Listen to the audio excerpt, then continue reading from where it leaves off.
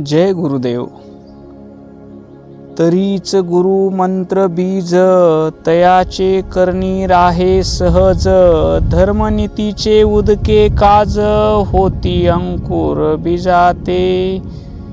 या ओवीतून संत शिरोमणी शिवयोगी मन्मथ माऊली आपल्या परम रहस्य या प्रासादिक ग्रंथातून सद्गुरूनं दिलेल्या मंत्राचं महात्म्य सांगत आहेत.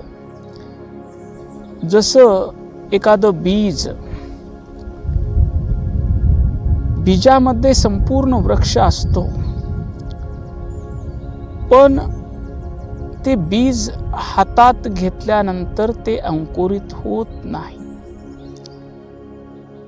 त्या बीजानं स्वतःला जमिनीत समर्पण करावं लागतं, त्याला पाणी मिळावं लागतं आणि पाणी मिळाल्यानंतर ते अंकुरित होतं.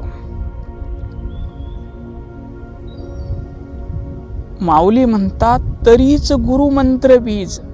तसं हे अध्यात्मातलं बीज, आत्मतत्व जाणून घेण्याचं बीज म्हणजे सद्गुरुनाथानं दिलेला मंत्र आहे.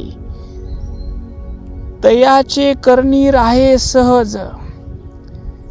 ज्या शिष्याची सद्गुरुनाथावर श्रद्धा आहे, प्रेम आहे, सद्गुरुनाथाशिवाय त्याचं विश्वच नाही, अशा शिष्याच्या कर्णामध्ये, हृदयामध्ये तो बीज मंत्र राहतो आणि ते अंकुरित होण्यासाठी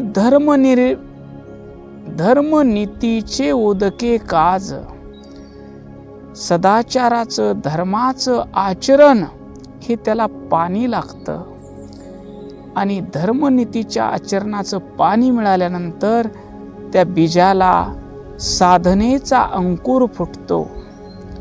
असं या ओवीचा सरळ भावार्थ आहे. आता आपण या ओवीचं आध्यात्मिक चिंतन करू. गुरुमंत्र म्हणजे काय? बीज मंत्र हा नमः शिवाय आपुलासा केला, हे आपण ऐकतो व आपल्यालाही गुरुमंत्र मिळालेला आहे. दीक्षा घेताना पंचाक्षरी महामंत्र मिळाला, अनुग्रह घेताना षडाक्षरी महामंत्र मिळाला. मग आमची आध्यात्मिक प्रगती का होत नाही? आम्ही कुठं कमी पडत आहोत? याचा आम्ही शोध घेतला का? हा प्रश्न महत्वाचा आहे. अध्यात्म हे लोकांसाठी नाही, अध्यात्म हे स्वतःसाठी आहे, स्वतःच्या आत्मिक विकासासाठी आहे. तर अध्यात्मशास्त्रानुसार गुरुमंत्र हा केवळ शब्द नाही, तर ते एक सुप्त शक्तीचं बीज आहे. जसं एखाद्या वडाच्या बीजामध्ये खोड, पांद्या, फुले, पाने सर्व काही समावलेलं असतं आणि संपूर्ण वृक्ष होण्याची शक्ती त्या बीजामध्ये असते. तशीच क्षमता सद्गुरुनाथानं दिलेल्या मंत्रात असते. तो मंत्र शिष्याला मोक्ष मिळवून देऊ शकतो. पण बीज नुसतं हातात घेतलं तर ते अंकुरित होईल का? होणार नाही. त्याला रुजवावं लागतं, जमिनीत टाकावं लागतं, त्याला पाणी घालावं लागतं, त्याला सूर्यप्रकाश मिळावा लागतो, त्यावेळेस ते अंकुरित होतं. तसं या शिष्याच्या शुद्ध अंतकरण रूपी जमिनीमध्ये कर्णाद्वारे ते बीज पडलं. तर ते अंतकरणामध्ये समाविष्ट झालं पाहिजे. करणी राहे म्हणजे केवळ ऐकणे नव्हे, तर तो मंत्र बुद्धीत, अंतकरणात, मनात ठसला पाहिजे. दयाळा मंत्रमणी ठसला, सदा जपे जो प्रेम भक्तीने, आपुलासा केला. असं अनुभवानं सांगतात.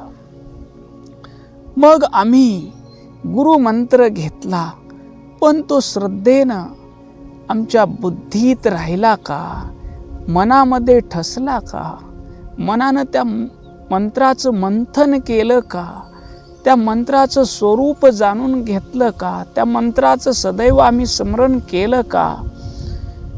जेव्हा शिष्य पूर्ण श्रद्धेने आणि सहजतेने अहंकार सोडून माझ्या जीवनाचं सार सर्वस्व म्हणजे सद्गुरुनाथानं दिलेला मंत्र आहे, असा मंत्र, या मंत्राचं अखंड स्मरण ठेवतो, तेव्हाच ते बीज रुजण्यासाठी सज्ज होते. धर्मनीतीचा उदक, आचरणाचं पाणी पाहिजे. बीज पेरल्यानंतर त्याला पाणी न मिळाल्यास काय होईल, ते वाळून जातं. इथे धर्मनीती म्हणजे केवळ कर्मकांड नाही, इष्टलिंग पूजा हे आपलं कर्म नाही. जे फळाच्या अपेक्षेनं केलं जातं ते कर्म होतं. इष्टलिंग पूजा ही क्रिया आहे, आपली नित्य क्रिया आहे. आपला वीरशैव सिद्धांत कर्मकांड सांगत नाही, कारण एका जन्मामध्ये मुक्ती होणारा सिद्धांत म्हणजे वीरशैव सिद्धांत आहे.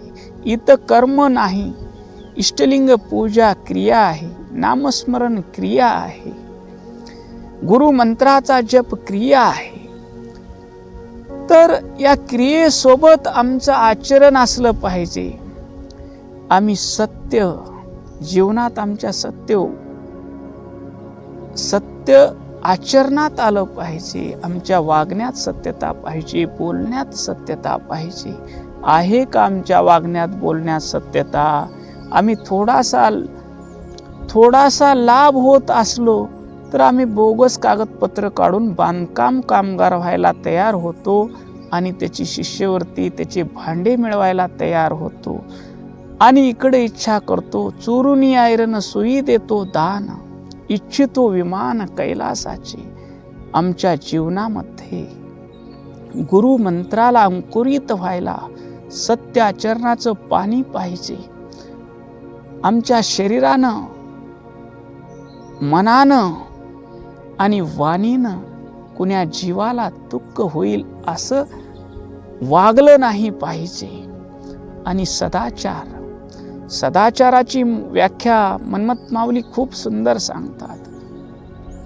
साधन ते हेची दोन्ही, साधा तरी भक्तजनी, पर द्रव्य पर नारी याचा तू विटाळ धरी. तुला साधनच दोन करायचे सदाचाराचे, पर द्रव्य लोकाच्या धनावर डोळा ठेवू नकोस. पर स्त्रीकडे वाईट नजरेनं पाहू नकोस. तिच्याकडे भगवती, देवी, माता, पार्वती, जगदंबा अशा दृष्टीनं पाहत जा. या दोन गोष्टी सांभाळलास तर माऊली म्हणतात, भाग्य देव घरा येती, रिद्धी सिद्धी हो राबती. तू परद्रव्य आणि परनारी या दोन गोष्टीकडे जर वाईट नजरेनं नाही पाहिलास तर भाग्य तुझं पायाशी येईल, देव तुला शोधत येतील आणि रिद्धी सिद्धी राबतील. आणि याच्याही पुढे जाऊन माऊलीला विश्वास आहे. माऊली म्हणतात, मने मनमत शिवलिंग, देव होई हेचे अंग. तू ज्या देहात आहेस ते देह देवालय होऊन जाईल, तुझ्या जीवाचा शिव होऊन जाईल. सत्य, अहिंसा, सदाचार, कर्तव्य पालन या धर्माचरणाचं पाणी त्या बीजाला अंकुरित होण्यासाठी लागतं. चित्त शुद्धीसाठी पाळली जाणारी शिस्त, ज्याप्रमाणे पाण्याशिवाय बीज अंकुरित होत नाही, त्याप्रमाणे सदाचारी जीवनाशिवाय, धर्मनीतीच्या आचरणाशिवाय मंत्राचा प्रभाव जाणवत नाही. अंकुर बीजाते, जेव्हा साधक गुरुमंत्राचा जप करतो, सत्य वागतो, सत्य बोलतो, अहिंसा सांभाळतो आणि सदाचारानं जीवन जगतो, तेव्हा त्याच्यामध्ये आध्यात्मिक बदल घडू लागतात. त्याच्या वाणीमध्ये प्रभाव येतो. त्याला पाहून पुढच्या माणसाला शांती मिळते, पुढच्या माणसाला आनंद होतो. त्याच्या जवळ नुसतं बसून राहिलं तर अगाध शांतीचा अनुभव येतो. यातूनच पुढे त्याला शांती, समाधान, विरक्ती आणि अखेरीस आत्मज्ञान होतं. ही ओवी सांगते, केवळ मंत्र घेऊन चालत नाही, तर त्या मंत्राला शुद्ध आचरणाची जोड द्यावी लागते.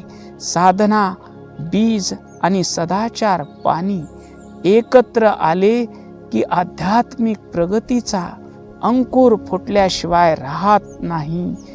आम्हाला ही ओवी शिकवते की गुरुमंत्राबरोबर आम्ही सदाचार, सत्य, अहिंसा, अस्तेय या धर्माचरणाच्या गोष्टी सांभाळल्या तरच आमचा गुरुमंत्र अंकुरित होईल आणि आमच्या जीवनशैलीमध्ये अध्यात्माचा विकास दिसून येईल. ओम शांती शांती शांती.